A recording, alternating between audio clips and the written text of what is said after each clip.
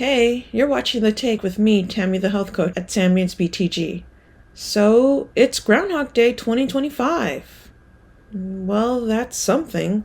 Those of us at Sambiance BTG don't really recall celebrating Groundhog Day much, except watching that cute kids movie about Jack Frost convincing Mr. Groundhog to stay in so that Jack can have 6 more weeks of winter. Or we also watched that Bill Murray movie where he had to relive the same day over and over again, and that day just happened to be Groundhog Day. Anyway, the legend of Groundhog Day started in Pennsylvania in the 18th and 19th centuries. The holiday was based on the medieval Catholic holiday called Candlemas. The process of Groundhog Day is simple. On February 2nd, the groundhog's shadow predicts the weather for the next 6 weeks. If the day is sunny, the groundhog will see his shadow and turn back to his burrow to hibernate for another 6 weeks. However, if the day is cloudy so that the groundhog does not see his shadow, then it means an early spring. We brought up Groundhog Day because its mechanism shows the relationship between daylight and sleep in animals, and it reminded us how daylight affects the sleep cycle of people. Humans have a circadian rhythm, which is also called the internal clock. Circadian means about a day, and the circadian rhythm regulates the daily ups and downs of the body, like hormone levels, blood pressure, body temperature, and sleep. Light has a major effect on your circadian rhythm.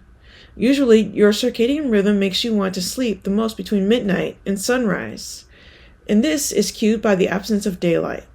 Exposure to light at appropriate times helps to keep your circadian rhythm on the right schedule.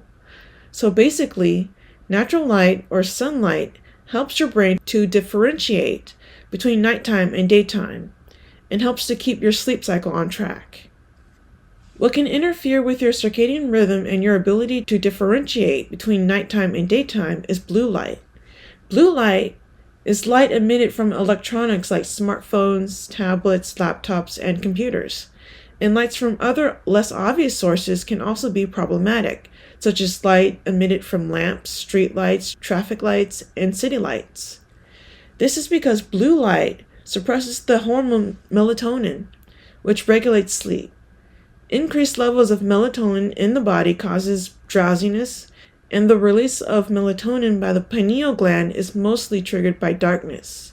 So to limit the effect of blue light on your sleep cycle, you should stop using electronics 1 hour before bedtime. However, blue light can suppress melatonin levels as much as 3 to 4 hours before your bedtime. So you should also use measures like using screen filters, adjusting your display settings, or wearing blue light blocking glasses.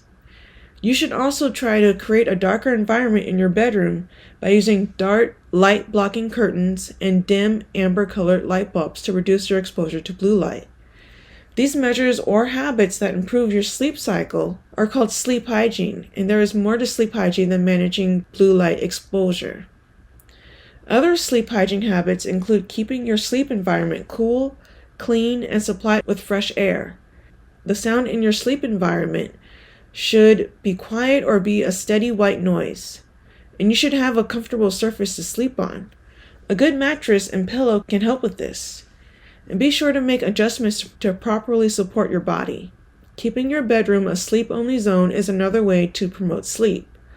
Also, don't go to bed hungry or too full and avoid big meals before bedtime. Don't eat the wrong foods at the wrong times that can cause indigestion, and avoid late-night binging or snacking. Also, avoid having too much fluids before bedtime so that you don't wake up because you have to go to the bathroom.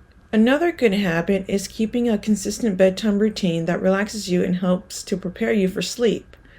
This is called management by ritual. Your bedtime routine should give you enough time to wind down, should be about 1 hour before bedtime, and should consist of relaxing activities like taking a warm bath. There's plenty more to cover about sleep hygiene, but these basics should get you off to a good start. And if all of that sounded like a lot, don't worry. Just remember the basic mechanism of sleep in humans is based off of differentiating between daytime and nighttime. You can improve your sleep cycle simply by going outside during the day and exposing yourself to sunshine or natural light so that your brain sends the signal to your circadian rhythm that it is daytime. At night, or when you want to sleep, Find a way to create total darkness. You can do this by using a face mask or even a dark colored t-shirt that you could fold and place over your eyes when you are laying down. And the darkness will cue your brain to release melatonin, which will cause drowsiness. And it's that elementary. So that's all that we have for today, except one last thing. We at Sammy's BTG are recommending to women that they get their U.S. passports and passport cards because the next 4 years in the U.S. are going to be chaotic, and you may find it a godsend to spend some time outside of the U.S. This could be for a short trip or an extended stay. Who knows? But the important thing is to have the option of short notice travel available to you. And that's the take with me, Tammy, the health coach at Sammy's BTG. Have a great Groundhog Day, and we'll catch you later.